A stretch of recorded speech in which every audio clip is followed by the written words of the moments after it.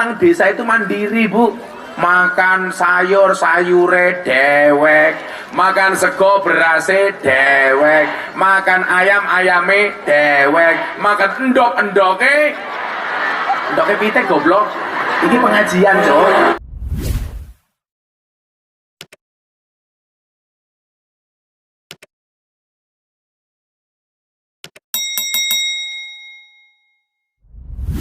Makanya, Dik, kalau punya masalah tanya kiai.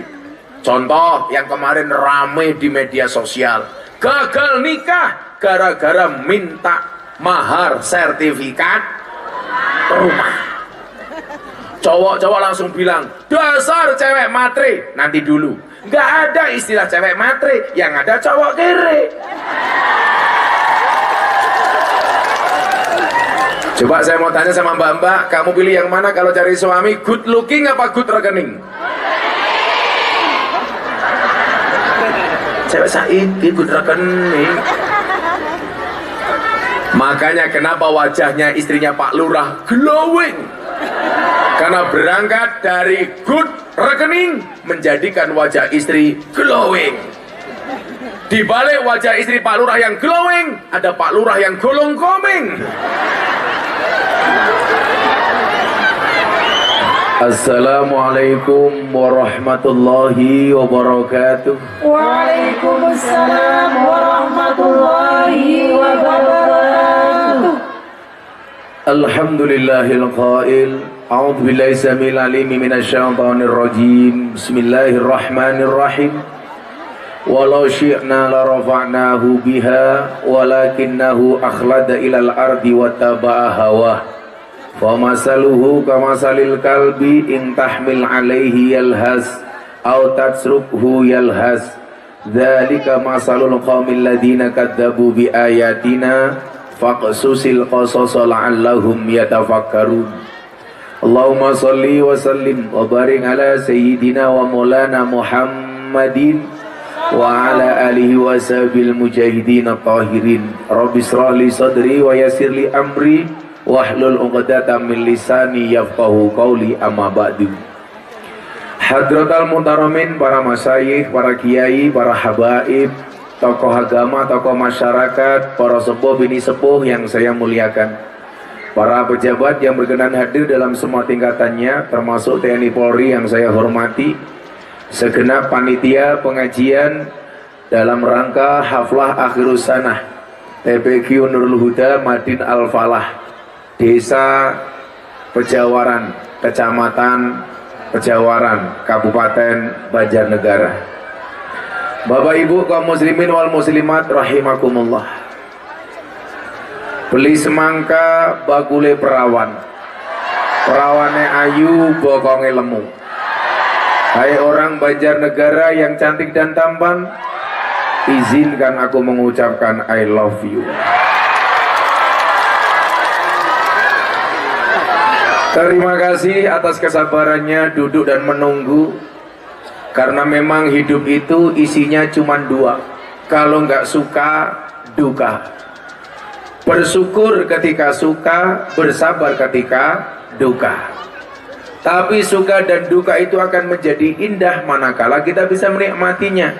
Duduk selama apapun akhirnya bahagia. Kenapa? Karena ketemu dengan kiai idola.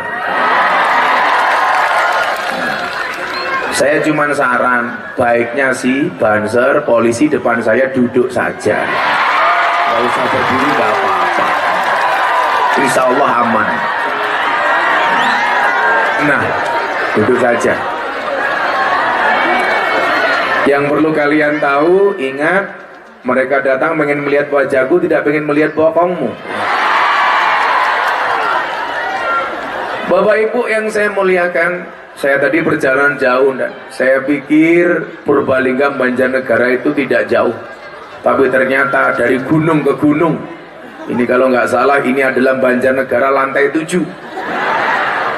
Nah, dalam sebuah dalil disebutkan kun aliman au muta'aliman au mustami'an au muhibban wala takun khamisan.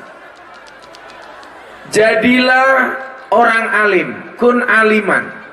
Kalau tidak bisa alim, jadilah muta'aliman. Jadilah orang yang belajar atau berusaha untuk alim. Au mustami'an, atau mendengar orang alim. Au muhibban, atau mencintai orang alim. Jangan jadi yang kelima. Wala takun khamisan. Siapa itu yang kelima? Sudah tidak alim, tidak mau belajar kepada orang alim, tidak mau mendengarkan orang alim, tidak mau mencintai orang alim, malah ganggu orang alim dengan lato-lato. Di sini juga ada lato-lato, dan saya sarankan para suami, belilah lato-lato. Walaupun secara alami kamu sudah punya lato-lato. Karena lato-lato itu diciptakan oleh Allah untuk membungkam mulut istri yang cerewet. Makanya begitu istri mulai cerewet, ewek, bunyikanlah lato-latomu. Etek. Nah, Bapak Ibu yang saya muliakan, betapa pentingnya orang alim ini, sebegitu pentingnya orang alim, sampai disebutkan, man akroma aliman fakot akromani, kata Nabi. Barang siapa memuliakan orang alim, berarti telah memuliakan aku, Nabi. Waman akromani, dan barang siapa memuliakan aku, kata Nabi, fakot akromallah, berarti dia telah memuliakan Allah. Waman akramallah wa maswahul jannah, dan barang siapa memuliakan Allah, maka baginya adalah surga. Jadi kalau di urutannya adalah, surga itu syaratnya memuliakan Allah. Memuliakan Allah syaratnya memuliakan Nabi. Memuliakan Nabi syaratnya memuliakan orang alim. Maka begitu tinggi kedudukan orang alim. Ini perlu saya sampaikan supaya Bapak Ibu pejawaran bercita-cita anaknya menjadi anak yang alim. Amin. Nah, ternyata titik mula untuk menjadikan anak kita alim adalah dengan cara mencintai orang alim. Bahkan disebutkan, an-nadru ila wajhil alim bahwa ibadah, memandang wajahnya kiai itu ibadah. Makanya tolong pandanglah wajahku. Kalau saya pengajian di tempat lokalisasi bersama para PSK, saya bilang sama mereka, memandang wajah orang alim itu ibadah. Maka mereka menjawab, beruntunglah kami ya Allah, memandang saja ibadah, bagaimana bisa ngeloni? Saya langsung lari mencari tempat terbaik untuk ngaji, goblok. Nah, maka Bapak Ibu yang saya muliakan, saking pentingnya orang alim, disebutkan yarfa'illahu alladhina amanu minkum walladhina utul ilma darajat. Allah itu akan mengangkat 2 derajat orang. Yang pertama adalah orang beriman, yang kedua orang mempunyai ilmu pengetahuan. Saya doakan semua yang hadir mudah-mudahan ditetapkan imannya oleh Allah. Kemudian yang kedua diberikan derajat ilmu pengetahuan. Amin. Coba kalau bukan karena iman, kalau bukan karena takwa dan ilmu pengetahuan, mungkin rasanya berat. Pengajian duduk apa adanya tanpa tikar, betul? Yang duduk tanpa tikar saya doakan pulang pengajian mudah-mudahan little body. Apa itu? Sini tiga telah kelebon bedi.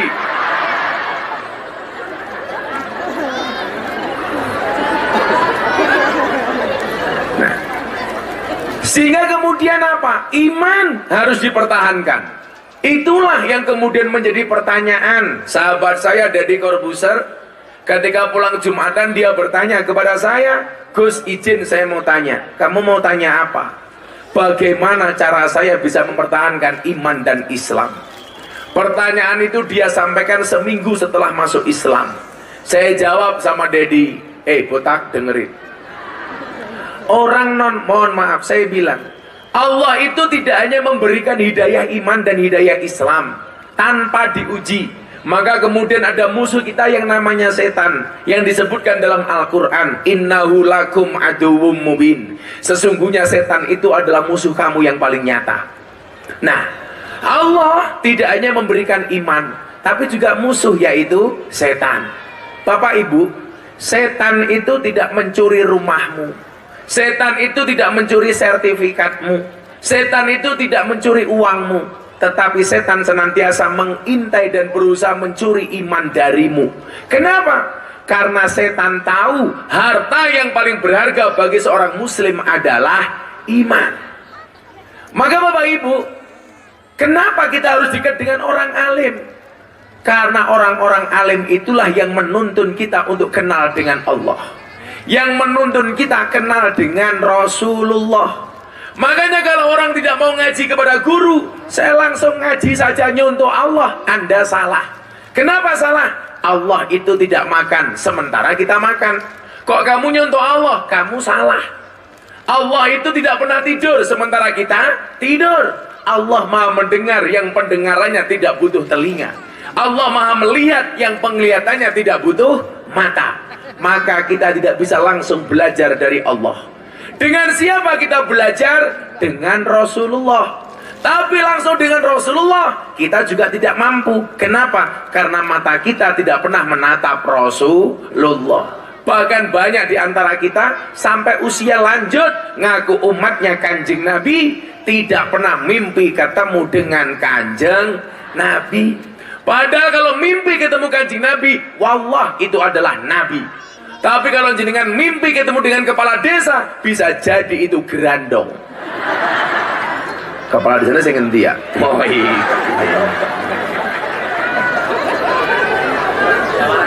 Jawara ini. Potongnya aja gede-gede. Kayak yang baik. Nang Yogyakarta gue anak penelitian. Arane wong lanang wetenge gede biasanya manuknya cilik kayak gini.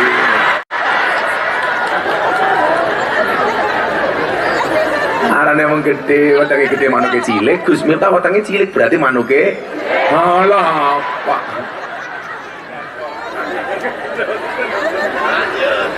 Sallu ala Nabi Muhammad. Nah, maka kemudian apa? Jangankan mata kita melihat langsung Kanjeng Nabi, mimpi saja kita banyak yang belum pernah bermimpi ketemu Kanjeng Nabi. Maka supaya bisa mencontoh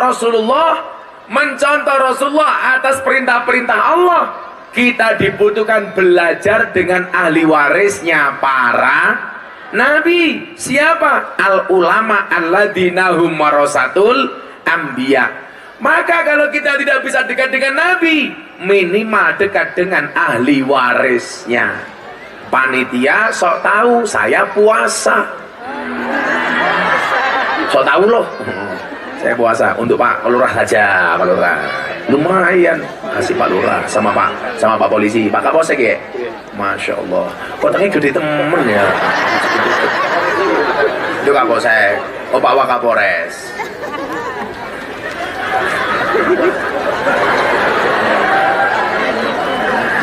Nah Bapak Ibu yang saya muliakan, disitulah pentingnya kita mengenal ulama. Maka guru kita semuanya, Maulana Habib Lutfi bin Yahya Pekalongan, beliau mengatakan sama saya begini, nah kamu perlu tahu. Apa bah? Beliau bilang, Nabi Muhammad itu ibarat lampunya, kiai itu ibarat saklarnya. Artinya apa?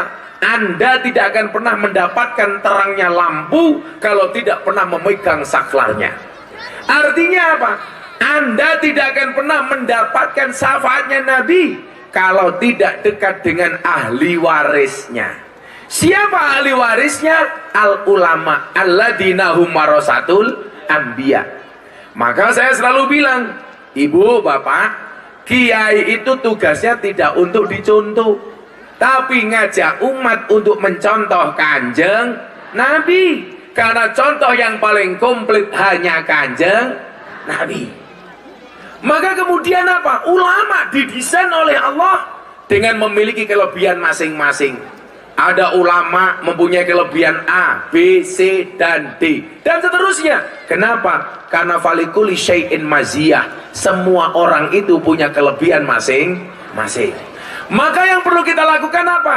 Ngaji dengan semua ulama tanpa harus membanding-bandingkan ulama. Kenapa? Setiap ulama punya kelebihan masing-masing. Kenapa ulama punya kelebihan masing-masing? Karena ulama itu warasatul anbiya, bukan warasatun nabi. Artinya apa? Pewarisnya para nabi. Berulang kali saya bilang, nabi itu jumlahnya berapa, Bu? Berapa jumlah nabi? Salah. Nabi itu jumlahnya 124.000 nabi. Yang kemarin saya pengajian di Bandungan, lokalisasi Semarang, lucu lagi. Ada anak kecil angkat tangan. Sebutkan nama Nabi. 1, Adam. 2, Idris. 3, Nabi Luhud. Matane. Nabi Luhud. Jeneng apik temen ya, Agustri. Kalau orang namanya siapa? Siapa? Suyitno. Sunya di depan apa di belakang? Kalau di depan namanya Suyitno, kalau di belakang Yitno Su, kayak iya. Pak Lurah kemarin ikut demo ke Jakarta enggak? Ngapain demo-demo? Enggak penting, enggak usah ikut.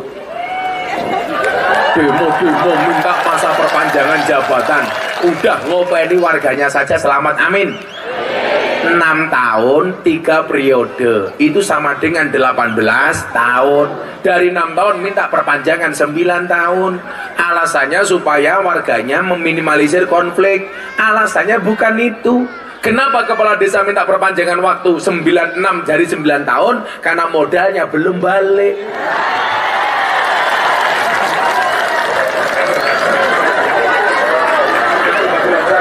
Sudah 3 periode, selamat, alhamdulillah. Kelihatan Pak Lurah jabatannya sudah lama, itu cincinnya besar. Cincinnya besar, marem. Kalau saya lihat kayaknya sih batunya batu nisan. Warisan. Ya kalau Gustan nggak usah besar-besar, yang penting mahal. Kalau bilang pamer, coba baik malu. Apa? Lemparkan pengajian amplop jelas kehilangan cincin. Matane. Lemparkan. Pasti kamu janda ya. Oh perawan 2. Iman-iman temen. Wong lanang bayo kok sing nganggur perawan tua. Semoga segera menikah ya. Sejomblo-jomblonya kalian semoga segera berakhir, amin.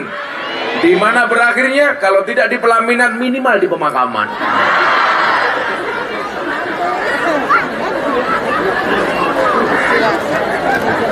Siapa yang duda? Oh itu duda. Masya Allah. Oh, kamu segera nikah lagi sampai kiamat, ya. Pak Lurah bae pengen nambah, kayak kiye. Di bujine Pak Lurah ya. Oh itu istrinya. Wow ngaku-ngaku.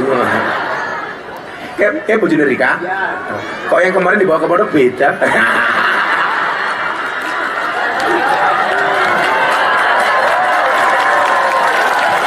Pulang langsung kelahi ini. Akhirnya Pak Lurah malam Jumat buka pintu gak dibukain sama istri, langsung nyanyi lagunya Gus Miftah.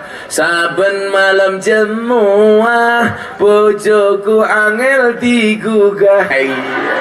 Aku rata dibagai terus aku budal patroli. Banjur metu bengi gugah rondo etan kali lagi.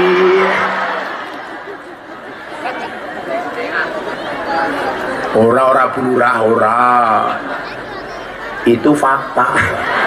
Ora. Shallu ala Nabi Muhammad. Allah sengaja mendesain kiai-kiai itu dengan berbagai macam karakter. Supaya apa? Umat belajar kepada kiai yang berbeda-beda. Karena memang kita diperintahkan oleh Allah untuk bertanya kepada kiai. Maka Al-Quran mengatakan, Fas'alu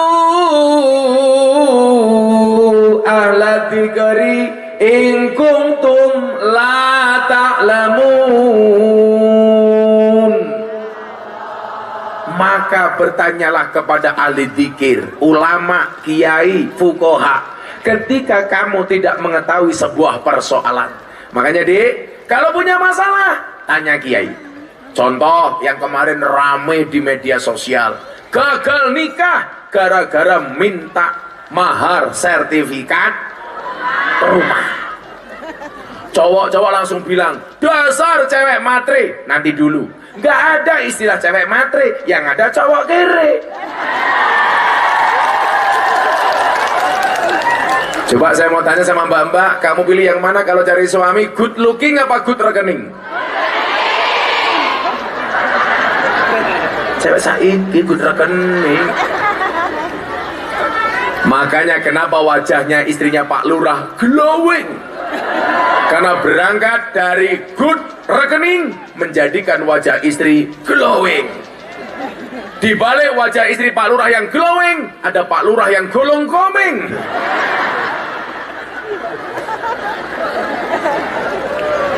Golong komeng Pak Lurah. Ya wadon ya. Sekarang coba sebelum saya teruskan supaya kasus ini tidak terjadi di Pejawaran. Ada hadis yang bunyinya adalah perempuan yang paling baik adalah yang paling murah mas kawinnya. Saya mau tanya, hadis ini seharusnya dibaca laki-laki apa perempuan? Dibaca laki-laki apa perempuan? Perempuan, supaya tidak banyak nuntut kepada suami.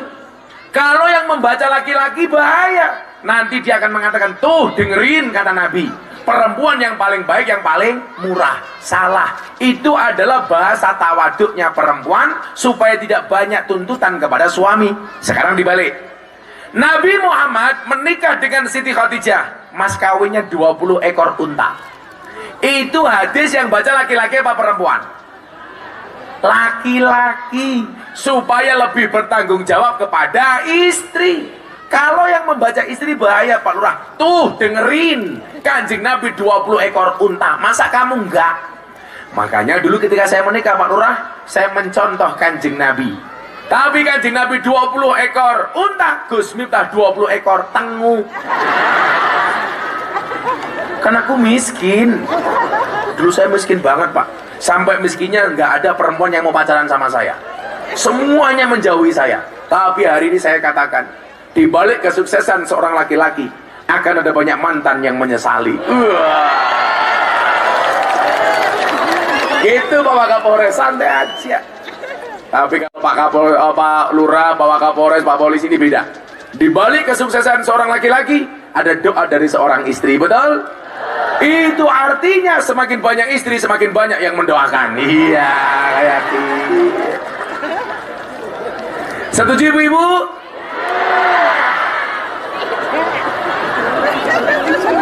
Oke, sekarang kita intermezzo. Sebelum saya lanjutkan, coba Anda jawab. Dalam Al-Quran ada 4 macam tipe keluarga. Berapa Bu? 4. Tolong lihat jari saya, jangan lihat cincin saya. Hujan ya? Bubar saja ya. Dalam Al-Quran itu ada 4 macam tipe keluarga. Yang pertama tipe keluarga Nabi Nuh. Ciri-cirinya suaminya soleh, istrinya nakal. Yang kedua tipe keluarga Fir'aun. Suaminya nakal, istrinya solehah, Siti Asyah. Yang ketiga tipe keluarga Abu Lahab. Suaminya nakal, istrinya nakal. Yang keempat tipe keluarga Ibrahim. Suaminya soleh, istrinya solehah. Pertanyaan saya untuk ibu-ibu Pejawaran, Anda pilih tipe keluarga yang mana? Nuh, Fir'aun, Abu Lahab, apa Ibrahim? Ibrahim, subhanallah. Dan Anda tahu Ibrahim istrinya 2.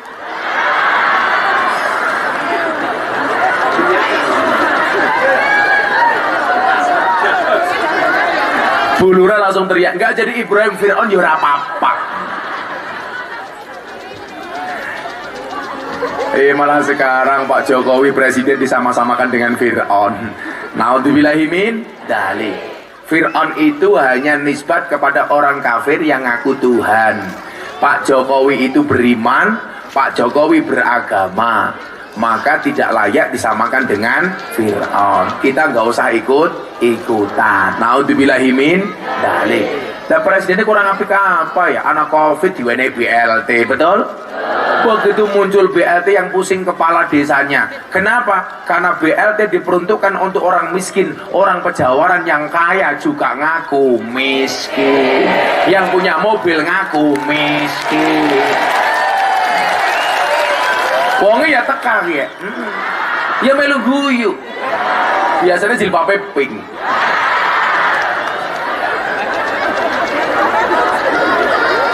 Yang jilbabnya coklat insya Allah lebih parah.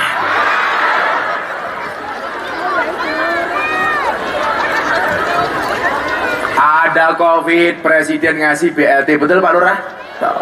Ada COVID, dikasih vaksin, betul? Ini kurang apa? Bahkan sekarang Indonesia termasuk negara pertama yang bebas dari COVID. Alhamdulillah. Negara-negara lain terancam resesi global, kemiskinan, Indonesia masih bisa bertahan, betul? Maka tanggal 11 Oktober Gus Miftah ceramah di hadapan Presiden, saya bilang, resesi global itu hanya akan berdampak kepada orang kaya di kota-kota. Bagi orang-orang di desa kayak kita, insya Allah nggak ada dampaknya, amin. Kenapa? Karena orang desa biasa berdikari, biasa berdiri di atas kaki sendiri. Kenapa? Orang desa itu mandiri, Bu. Makan sayure dewek, makan sego berase dewek, makan ayame dewek, makan endok-endoke pitek goblok, endoke dewek keprimen.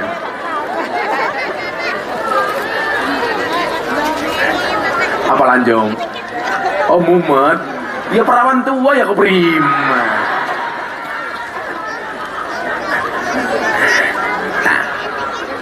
Bagaimana supaya kita menjadi alim? Ayo, selawatan dulu aja yo. Ayo.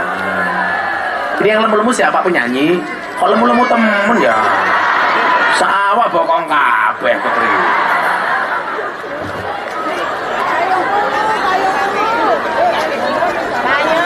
Siapa tadi? Markona.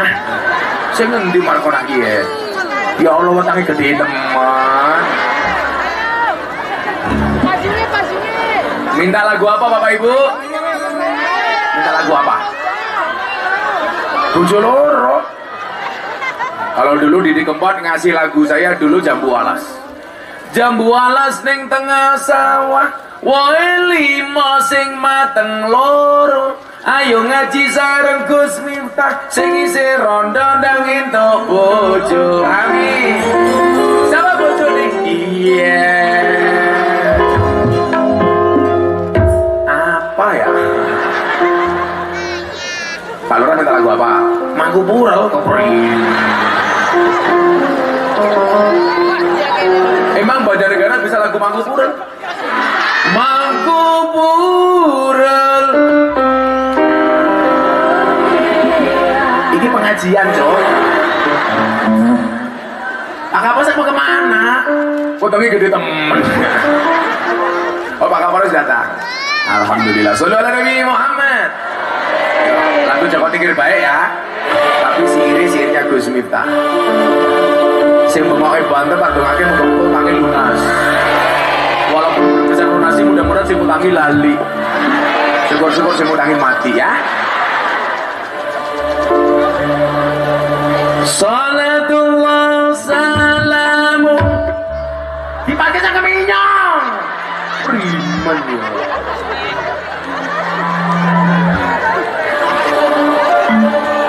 Ulangi. Salatullah salamullah ala toha rasulillah.